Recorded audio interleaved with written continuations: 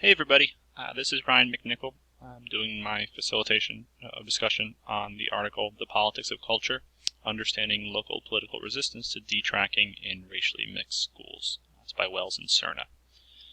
So basically the study was done back in the early 90s, started in the early 90s, and was a study of 10 racially and socioeconomically mixed schools that were undergoing detracking reform. And it wasn't so much looking at the merits or the pros cons of detracking. It was looking at how parents, specifically what they call the local elites, tried to influence and lessen the schools or the district's abilities to detrack the schools. It kind of looked at four main strategies for kind of what parents did to try to change these schools or to prevent these schools from being able to be changed. They looked at 6 high schools and 4 middle schools all across the country.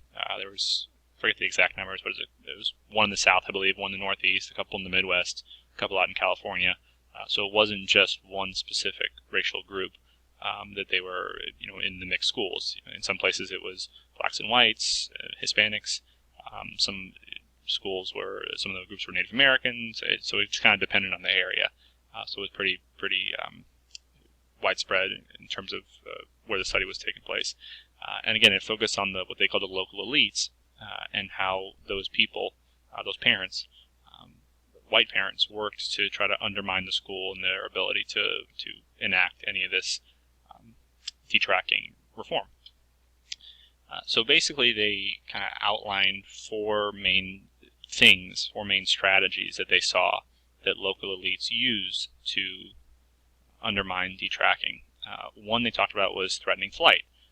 This is kind of the thing I think a lot of us as educators see and expect. The first thing that would happen, we kind of see first. What they saw was that white parents, these local elites, would threaten to pull their kids out of schools when any sort of detracking was discussed, and they would, in each little section they talked about different schools and gave some specific concrete examples, but in all of them they said that this was a very successful strategy that parents used, because anytime a school or even a teacher would talk about efforts for detracking, the first thing the parents would do is say, well, I'm pulling my kids out. If the school is going to not have these AP classes, for example, or try to make kind of more mixed groups, then we're pulling our kids out. And it was very successful because administrators and district employees and things like that, they kind of were always focused on not only making parents happy, but also kind of maintaining their community. One of the principals at one of the schools talked about how it was kind of his job to make sure the community was stable. And when parents would threaten to do this, they would kind of back off. The administrators in the schools would back off on their efforts to detrack. One of the other ways was what they called co-opting the institutional elites. And the institutional elites, in this case, were the teachers, the administrators, the district employees who had a little bit of power in the school system. A little bit of power, a little bit of kind of the elites within the institution itself. And it talked about how local elites would try to influence them, either through threatening jobs, either through kind of less obvious ways.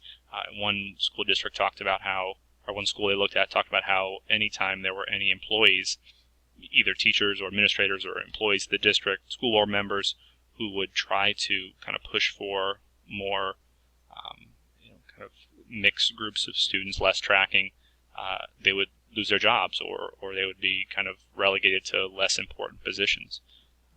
It also talks about how administrators were worried that the local elites would be able to kind of influence their jobs. Teachers were too. They were worried that if they did anything that would make the local elites unhappy, then they might lose their job. So the takeover of the institutional elites gave the local elites a lot of power in the school system. The other one talked about that I thought was really interesting was the buy-in of the not quite elite, is what they called it. And they basically made the point that in a lot of cases what they saw was that middle-class parents, people who weren't what they considered the white local elites, they also kind of bought into the same things that the local elites were saying.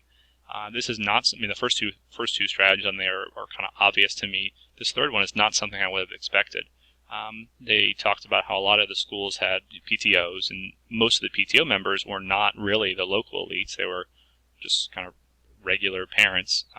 They even said in multiple schools how the PTO parents didn't have kids that were in AP classes or high track classes, but how those people would still echo the same sentiments of the local elites, even though it didn't really affect their kids. So I thought that was interesting.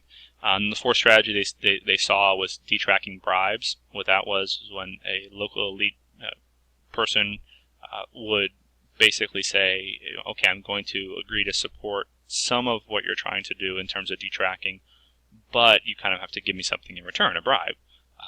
If you guarantee that it's not going to affect my child, then I'll help you in this effort. If you, give me something extra, give my child something extra, then I can kind of help you support this. I won't threaten to leave, or I won't, fight against this. So they saw how in some schools where they would detrack, there were specific, like, small groups of students who weren't affected at all, and those happened to be the students whose parents were part of these local elites, as they were called.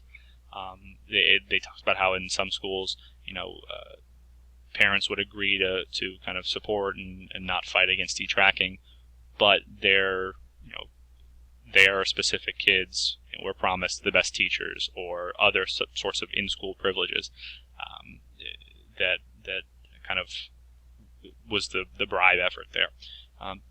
So basically, in terms of discussion, there's a couple questions I had.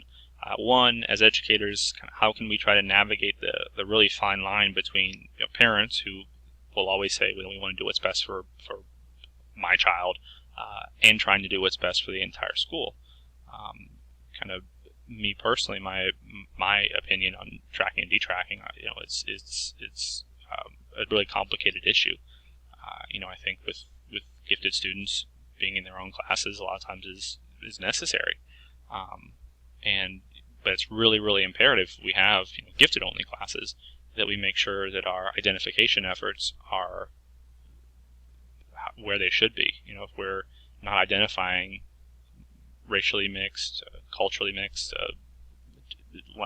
linguistically mixed students, then having those gifted only classes is detrimental. But on the other hand, I think that without gifted only classes, we would run into other issues.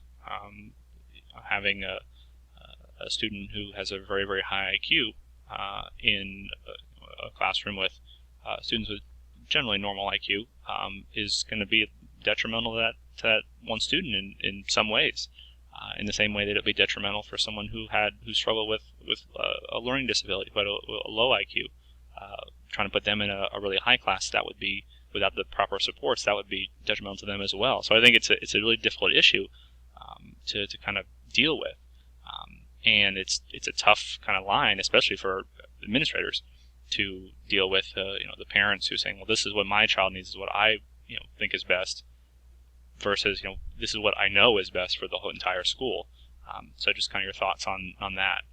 Also your thoughts on tracking, detracking, and kind of where you kind of lie there, because again, like I said, it's a very, very controversial issue. Also, the study was in the early 90s. 25 years later, we sit here since the study was started. Do we see the same kinds of issues? What's changed? What's remained the same? In my school, we have tracks. We have our magnet program that's high achieving. Students apply to get into it, but they're from all around the county, so it's not necessarily just neighborhood kids. We have our gifted program also, which you obviously have to be identified gifted as. So obviously tracks still exist, but are the same kind of issues there? Are there other things that you've noticed that have kind of popped up or changed in the last 25 years? And then also in your own school, classroom, or setting, have you personally seen any of the 4 strategies that were used by the local elites in the study? I sat in on many gifted EP meetings for incoming 6th graders, and when there are issues with parents and teachers and stuff, especially the gifted students, I usually come into the meetings because I kind of do the gifted paperwork for my school. And I've seen firsthand the first one multiple times that, well, pull my child out of here sort of argument. So I think that one's pretty common.